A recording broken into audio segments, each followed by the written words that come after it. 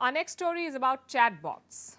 They have taken the world by storm. A chatbot is a computer program that uses artificial intelligence.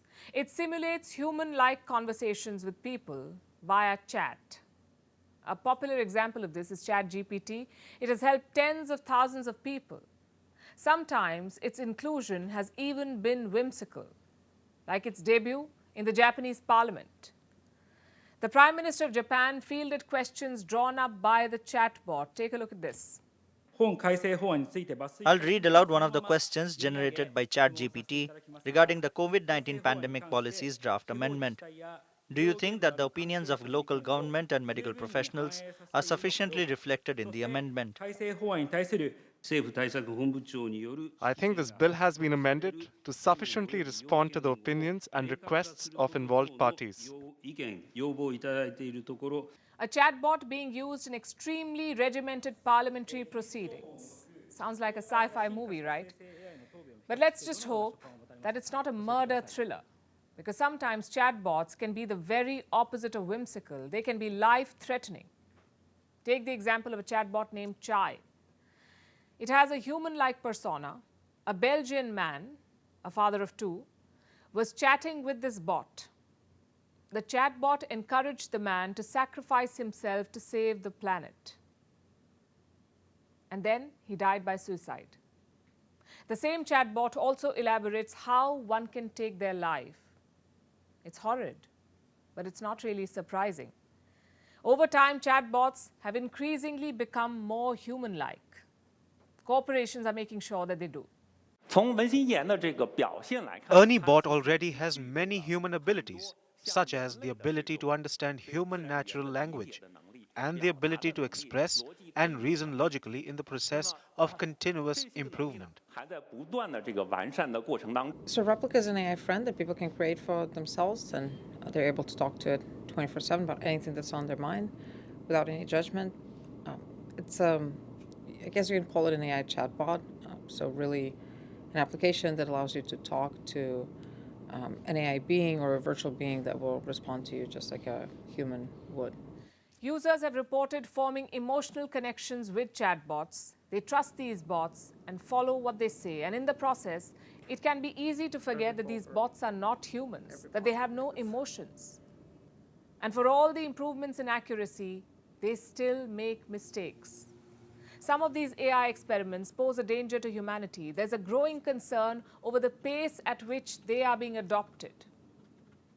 And we are not the only ones saying this.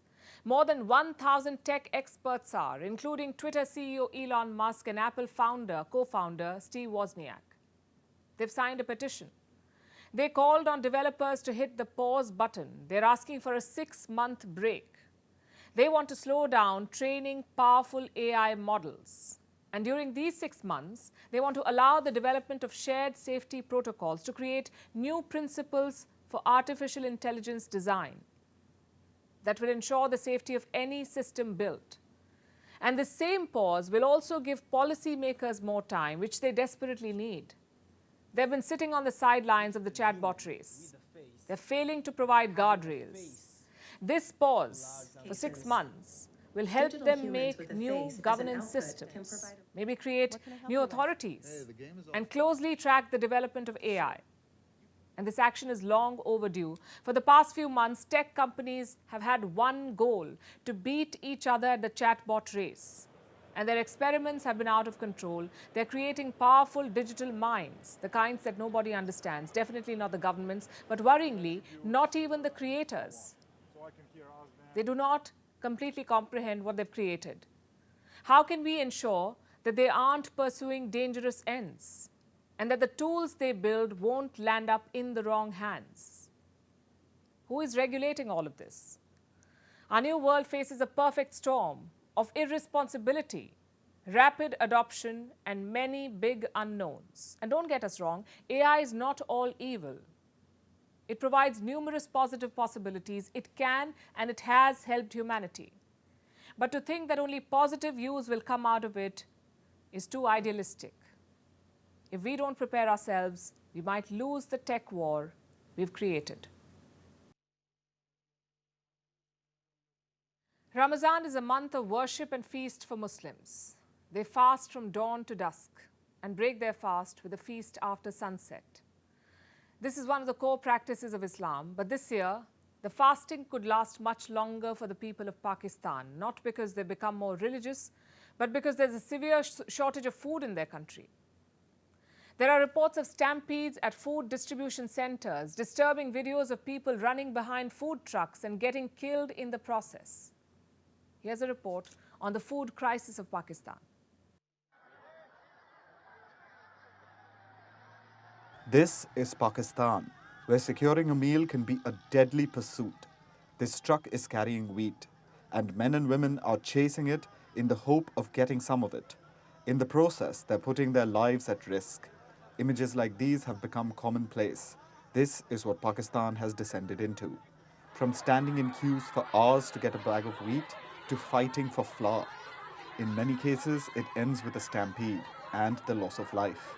Since Ramadan began, at least 11 Pakistanis have died in such stampedes. More than 60 people have been injured. These scenes are a daily affair at food distribution centers across Pakistan. Huge crowds flock to these centers, but the supplies are way smaller than the demand. A fight ensues, the police jump in. It's like a riot control drill. People chase trucks laden with food, and in some cases also loot such trucks. Last week, the government of Pakistan announced an initiative to give free flour to the poor, but it underestimated the number of Pakistanis that identify as poor. Crowds at distribution centers swelled. Today, there were reports of another stampede in Karachi. The images are disturbing. 9 people, including 3 children, have reportedly died. On Wednesday, 14 people were injured in a stampede in Multan. In the past week, a stampede in Pakistan Sahiwal killed a woman and injured 60 people. Similar scenes played out in Muzaffargarh and Khyber Pakhtunkhwa. Getting food from these distribution centers involves the risk to life. Yet, people go to them in large numbers because they're desperate. Authorities have realized that they do not have enough grain to cover everyone. The government also subsidizes flour, but that stock is depleting fast. For the poor, the situation is dire. Food inflation has touched historic levels. Weekly inflation stands at 45%. It's the highest since the country was created in 1947. The price of wheat has increased by a staggering 120%. So it's pretty much out of reach for many Pakistanis. Remember, this is the staple grain of Pakistan that we're talking about. And it's not just wheat. The cost of dairy products, maize, fruit, vegetables, and grains of all sorts has more than doubled in the past year. Pakistanis are now relying on volunteer organizations to feed them. How can Pakistan overcome this crisis? Its options are limited. It's counting on a bailout from the IMF or International Monetary Fund. Pakistan is hoping to get $1.1 billion, but it doesn't qualify for a loan thanks to its poor compliance record. Its forex reserves have shrunk to $5.6 billion. This money is barely enough for 1 month worth of imports. As the government struggles to make ends meet, the citizens are putting their lives on the line to secure the next meal. India is often seen as a seat of culture. Its vibrancy and diversity cannot be illustrated in mere words. Underneath India's colorful chaos lies a unique culture that is deeply rooted in tradition. While maintaining its legacy, it is now getting a modern revamp. We're talking about the Nita Mukesh Ambani Cultural Center. It's a cultural space in the heart of Mumbai, being hailed as a first-of-its-kind multidisciplinary arts center. And it opens its doors to the world today. Here's a report.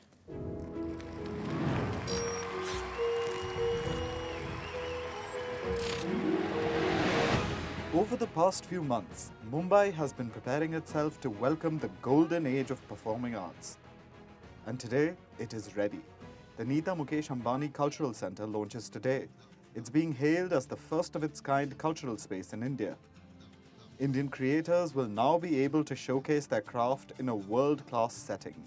It seems like this is the platform art patrons have been waiting for. They can showcase India's music, theatre, fine arts and crafts to both international and domestic audiences. And the journey has already begun. Hollywood stars like Penelope Cruz, Tom Holland and Zendaya are attending the launch in Mumbai. The centre will also benefit Indian audiences. They will get an opportunity to see acclaimed Broadway shows in India. That's not all. The Grand Centre promises to open a lot of jobs in the field of arts.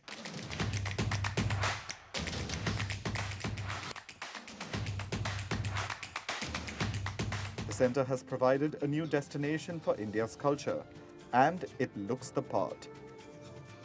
It's a glittery behemoth of brass and glass and looks straight out of a Bollywood movie. It was modelled on the iconic Dolby Theatre in Hollywood. What makes it special is all the entertainment-related tech it offers.